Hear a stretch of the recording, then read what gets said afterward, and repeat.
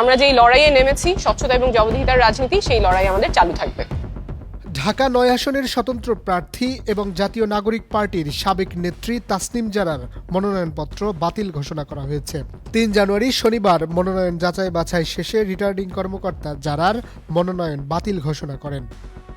তবে ঠিক কী কারণে তার মনোনয়ন বাতিল করা হয়েছে জানান ঢাকা বিভাগের অতিরিক্ত বিভাগীয় কমিশনার আজমল হোসেন। একটু জানাবেন যে ঠিক কী কারণে তাসনিম জারার মনোনয়নপত্র বাতিল করা হয়েছে।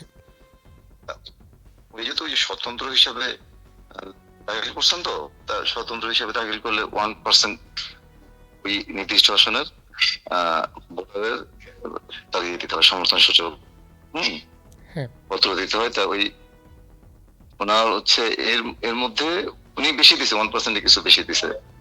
এর মধ্যে ওই নির্বাচন কমিশন র্যান্ডম 10 জনকে সিলেক্ট করে দেয়।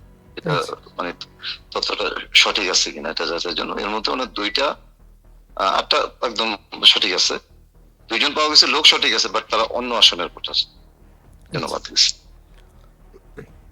এই ক্ষেত্রে ৪,৩০০ জন ভোটারের কি সিগনেচার নিতে হয়? না, মানে যে আসনে তার 1% আর কি। এখানে এরকম ৪,৩০০ প্লাস তো এরকম। আচ্ছা, আর হচ্ছে সমর্থক এবং প্রস্তাবকের মধ্যে যে সিগনেচারটা এটি তিনি কত জনের নিয়েছিল?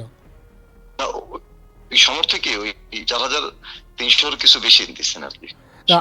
আমরা কিছু গণমাধ্যমে দেখেছিলাম যে আপনার একটা কমেন্ট ছিল যেখানে যে 10 জনের একটা স্বাক্ষর আছে, সেই স্বাক্ষরে 2 জনের অন্য এলাকার ভোটার। ঠিক এই কারণেই কি বাতিল করা হয়েছে? না, এই 10 জন হচ্ছে, হ্যাঁ রাইট, মানে 10 জন হচ্ছে এটা নির্বাচন কমিশন র্যান্ডমলি সিলেক্ট করে। হ্যাঁ, মানে যদি ওই 10 জনের মধ্যে 2 জন তারা হচ্ছে অন্য আসনের ভোটার, এটাই কারণ। ঠিক এই কারণেই তার মনোনয়নপত্র বাতিল করা হয়েছে। তবে কি ডক্টর তাসনিম জারা উনি কি আপিল করার সুযোগ পাবেন কিনা? হ্যাঁ, আপিল করার সুযোগ আছে। সর্বশেষ সেটা হচ্ছে 5 থেকে 9 জানুয়ারি পর্যন্ত ওনারা দাখিল করতে পারবেন আপিল। ঠিক আছে। আচ্ছা। আর নিষ্পত্তি হবে 10 থেকে 18 এর মধ্যে নিষ্পত্তি হয়ে যাবে। অন্যদিকে ফেসবুকে এক ভিডিও বার্তায় আপিল করার ঘোষণা দিয়েছেন ডাক্তার তাসনিম জারা।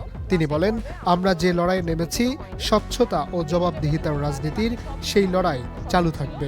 আমরা আপিল করব এবং আমরা যেই লড়াইয়ে নেমেছি স্বচ্ছতা এবং জবাবদিহিতার রাজনীতি, সেই লড়াই আমাদের চালু থাকবে।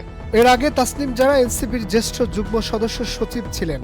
জাতীয় সংসদ নির্বাচনে জামায়াতে ইসলামী ও সমমনা দলগুলোর সঙ্গে এনসিপির নির্বাচনী জোট গঠন নিয়ে বিতর্কের মধ্যে দলটি ছাড়েন তিনি।